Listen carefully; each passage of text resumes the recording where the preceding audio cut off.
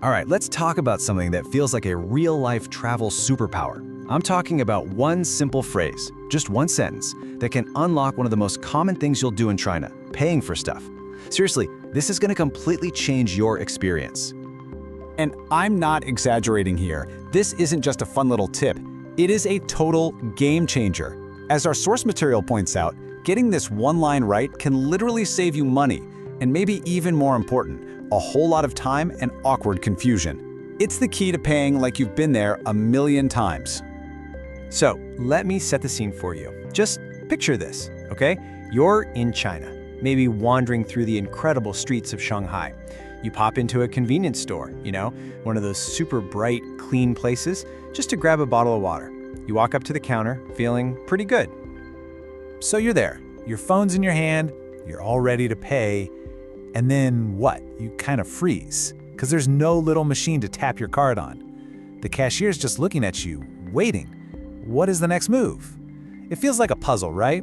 Well, this is where your superpower comes in. I want you to think of what comes next as your own personal script. Like having the perfect line of narration, what in Chinese is called pengbai, that just makes the whole scene play out perfectly. We're going to give you that exact line right now. Okay, here it is, the magic phrase. It's just 3 little syllables. Ni, sao, wo.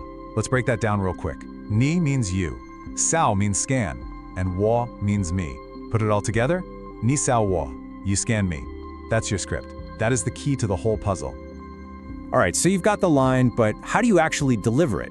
When's the right moment? Let's decode this whole process so you can walk up to any counter in China and just feel completely confident.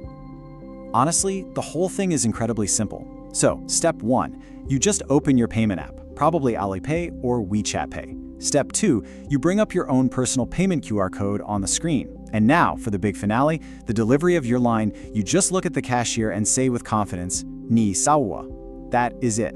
They will know exactly what to do.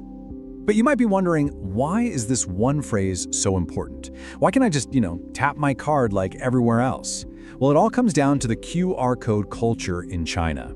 It's just a fundamentally different way of thinking about digital payments. So here's the absolute biggest difference. In the West, we're used to being the one taking action, right? You're the one who taps or swipes or sticks your card in the machine. But in China, that role is totally flipped.